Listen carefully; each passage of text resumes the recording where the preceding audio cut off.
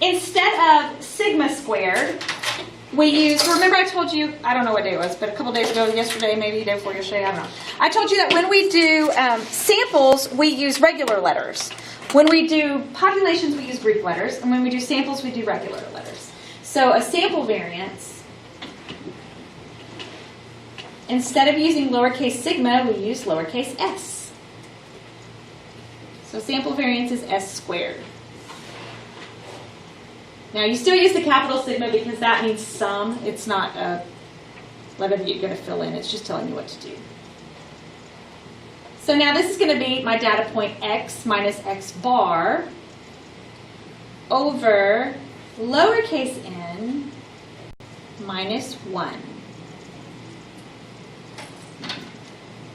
So that n minus 1 on bottom, the lowercase n means the size of your sample.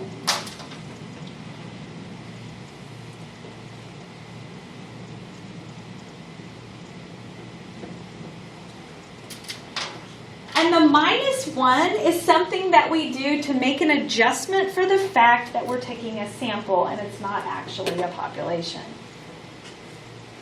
So that means your sample standard deviation is lowercase s equals the square root.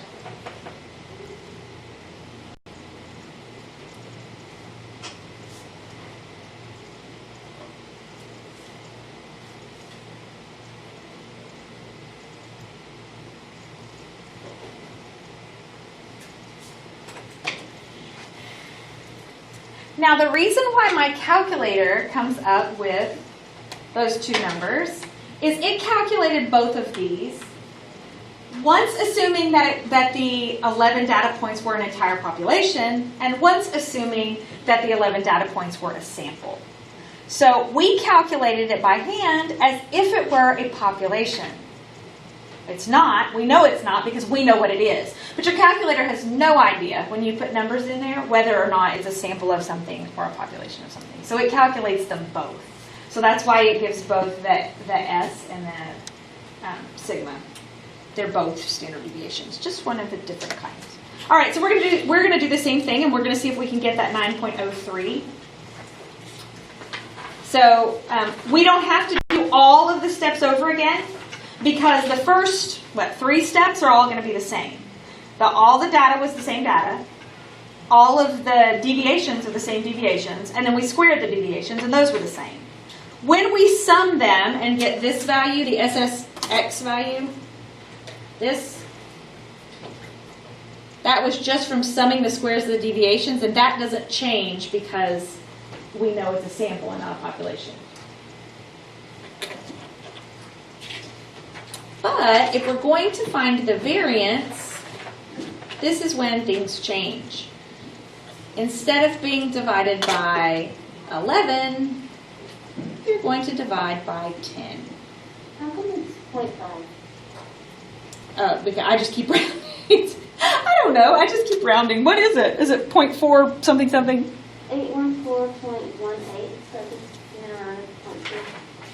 Oh, I don't know. I don't know what I had. What is it? 8.14? 814.18. Okay. Who knows? All right, so I'm dividing by 10 instead of by 11 because it's a population, and so we make that little adjustment. And then... Is that a 1 next to the 8? Mm-hmm. Okay, I was like, ah! So... And then to get your, obviously that is, and then you take the square root to get the standard deviation.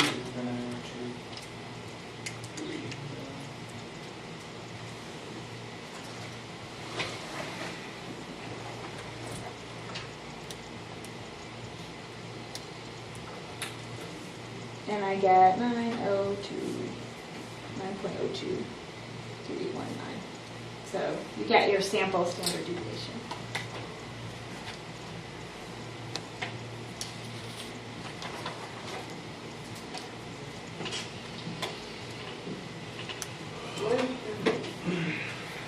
right, so now